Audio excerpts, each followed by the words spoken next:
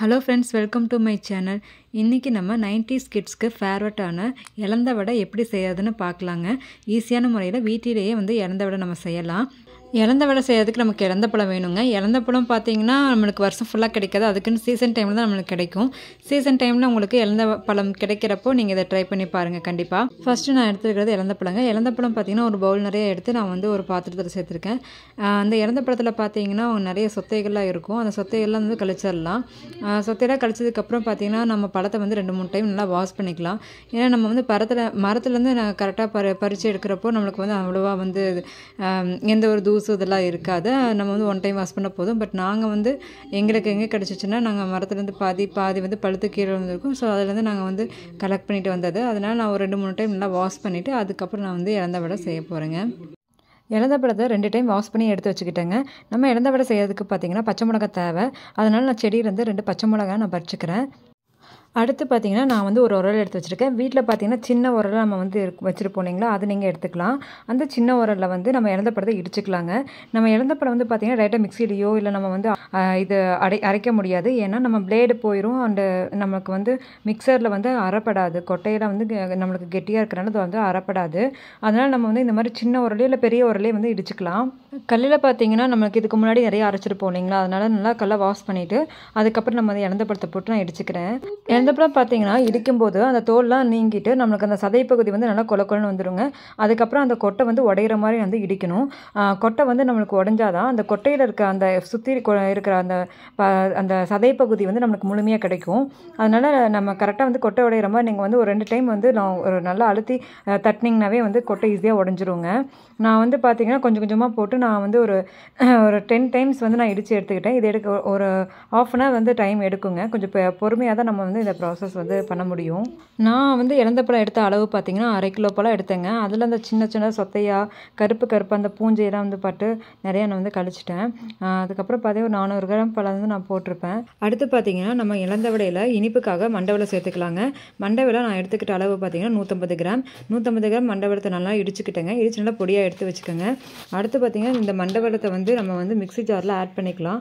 Mixie ஜாரில் add பண்ணிவிட்டு நம்ம நல்லா பொடியாக பண்ணிக்கலாம். இன்கேஸ் உங்களுக்கு நீங்கள் இடிக்கும் போதே நல்லா பொடியாக இடிச்சுக்கிட்டீங்க அப்படின்னா நீங்கள் மிக்ஸி ஜாரில் அடிக்க தேவையில்லை. நான் என்ன பண்ணேன்னா கையிலே இடிச்சுக்கிட்டேங்க. நான் மிக்ஸி ஜாரில் போட்டு நான் பொடி பண்ணலை. அதுவும் கெட்டியாக இருக்கும். பிளேட் சீக்கிரம் போயிடும். அதனால் நீங்கள் கையில் இடிக்கிறதே நல்லது.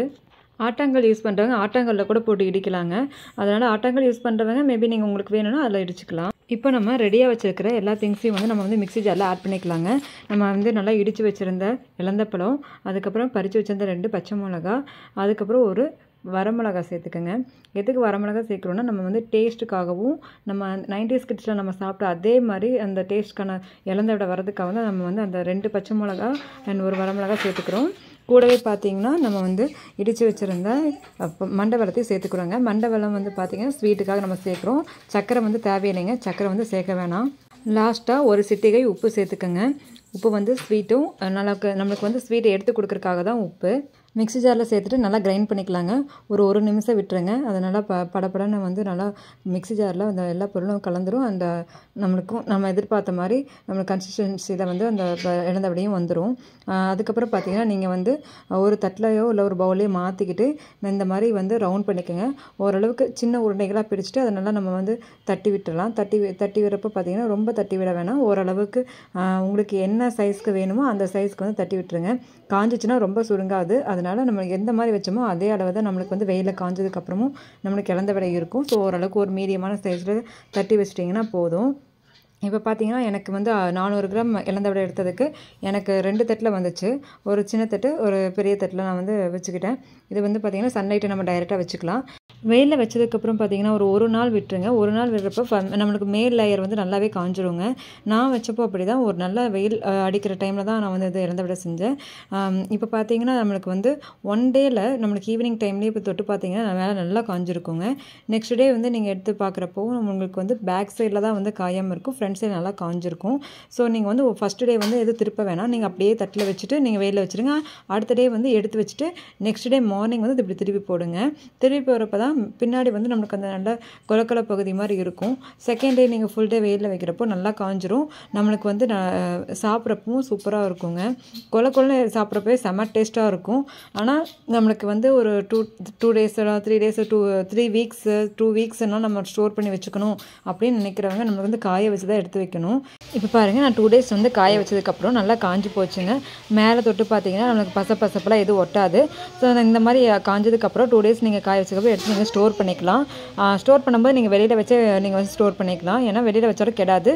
நீங்கள் ஃப்ரிட்ஜில் வைக்கணும்னு ஆசைப்பட்டீங்கன்னா நீங்கள் ஃப்ரிட்ஜில் வச்சுக்கலாம். ஆனால் நம்ம வந்து இயற்கையான ப்ராடக்ட்டு நம்ம வந்து கையில் இடித்து நம்ம செஞ்சுருக்கோம். ஸோ இந்த ஃப்ரிட்ஜில் வச்சு ரெஃப்ரிஜிரேட்டரில் வச்சு நம்ம சாப்பிட்றது உடம்புக்கு கேடு தான். ஸோ நீங்கள் வெளியில் வச்சு சாப்பிட்லாம். உங்களுக்கு வந்து இது ரொம்ப நாள் வந்து உங்களுக்கு நல்லாயிருக்கும். இது வந்து கெட்டு போகாதுங்க. அவ்வளோதாங்க, நம்மளோட 90s கிட்ஸோட ஃபேவரட்டான இலந்த வடை இப்போ ரெடி ஆயிடுச்சு. இந்த மாதிரி எளிமையான முறையில் நீங்கள் வீட்டில் செஞ்சு பாருங்கள். ஒரு 1/2 hour தான் டைம் எடுக்கும். கண்டிப்பாக நீங்கள் வீட்டில் ட்ரை பண்ணி பார்த்துட்டு கமெண்ட் செக்ஷனில் கமெண்ட் பண்ணுங்கள். டேஸ்ட் எப்படி இருக்குன்னு எனக்கு மறக்காமல் கமெண்ட் செக்ஷனில் சொல்லுங்கள். என்னோடய சேனலை சப்ஸ்கிரைப் பண்ணி மறக்காமல் எனக்கு சப்போர்ட் பண்ணுங்கள் ஃப்ரெண்ட்ஸ். நீங்கள் கொடுக்குற சப்போர்ட் தான் எனக்கு அடுத்தடுத்த யூஸ்ஃபுல்லான வீடியோஸ் போடுறதுக்கு ஒரு முன்படியாக இருக்குங்க. கண்டிப்பாக எனக்கு சப்போர்ட் பண்ணி சப்ஸ்கிரைப் பண்ணுங்கள் ஃப்ரெண்ட்ஸ்.